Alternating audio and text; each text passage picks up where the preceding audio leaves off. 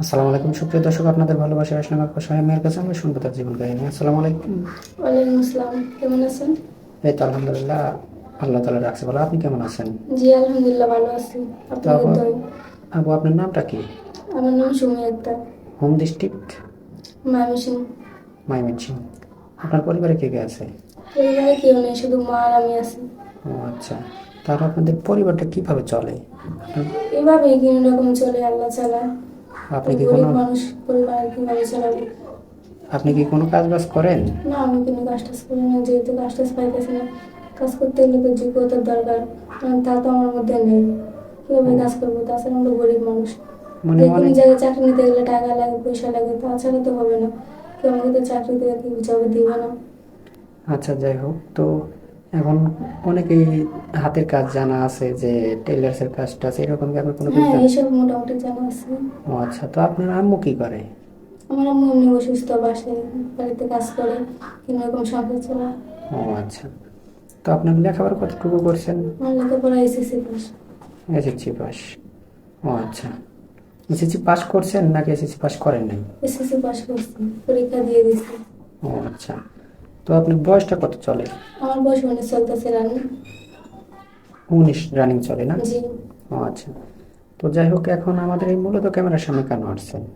মূলত আছে, যেহেতু গরিব মানুষ, বয়স হয়েছে, বিয়ার বয়স হয়েছে, বিয়ে টিয়ে হইতে পারে না। যৌতুকভাবে পরিবারে বিয়ে দিতে পারে না। পরিবার বলতে আমার মা আছে, শুধু আমার মা বিয়ে দিতে পারে না, এ নিয়ে টেনশন আমাকে নিয়ে। যে কোনো পোলা আমাকে বিয়ে করবে না, আমি নাকি খালো, গরিব, যোগ্যতা নেই আমার মধ্যে, এসব নিয়ে অনেক কথা শোনা মানুষ আমাকে। সেই জন্য মূলত ক্যামেরার সামনে আসলাম, যে দেখি কিনে কিছু করা যায় কিনা। যদি কারো ভালো লেগে থাকে তাহলে আমাকে, পছন্দ করে থাকে তাহলে জানাবে। ও আচ্ছা, যাই হোক আপু, আপনার তো ফোন নেই নাকি? না, আমার তো ফোন নাই। তিন ও বেলা তো আচ্ছা। ভাতই খাইতে পারেন, তাহলে ফোন কিনবো কিভাবে? ও আচ্ছা। গরিব তো মানুষ যাই না। হোক, এখন আপনি আসছেন এখানে মূলত একটা ক্যামেরার সামনে, যে আসছেন আপনি মূলত একটা সুন্দর মনের মানুষের জন্য আসছেন নাকি? হ্যাঁ, সেটাই। মানে দেখি বিয়ে আমার শাদী করার জন্য আমার আসছেন? দুঃখের পাশে কি কেউ দাঁড়াতে পারে কিনা, ও যে আমার আচ্ছা। পাশে সারা জীবন কেউ থাকতে পারে, তো নাকি জীবন আপনি সঙ্গী হয়ে, সেটার জন্য এসেছি আপনি মূলত এখানে। কেমন বয়সী ছেলে যাচ্ছেন?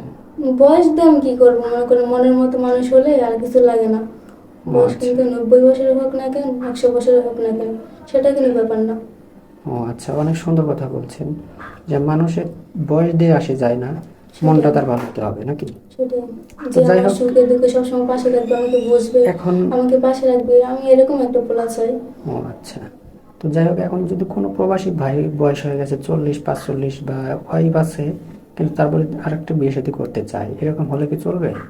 অবশ্যই চলবে, কারণ আমরা গরিব মানুষ, না পেয়ে পারবো সেটাই মেনে নিতে হবে। হয়তো বা তার বাচ্চা কাচ্চা আছে, ও তার ওয়াইফটা পর বিয়ে করে অন্য ছেলের হাত ধরে চলে গেছে, যদি আপনাকে বিয়ে শাদী করে, আপনি কি ওই বাচ্চাকে নিজের ছেলের মতো দেখবেন?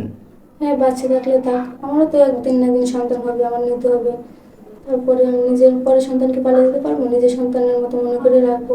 ও, অনেক সুন্দর কথা বলছেন, যে নিজের সন্তানের মতো দেখবেন, কখনো তো কষ্ট দিবেন না, না, আপনার হাজবেন্ডের তো মা কখনো কি কষ্ট কখনো দিবেন না। সন্তান পেলে? ও আচ্ছা, ঠিক আছে। তো ভালো থাকবেন, সুস্থ থাকবেন, এই বলে শেষ করছি।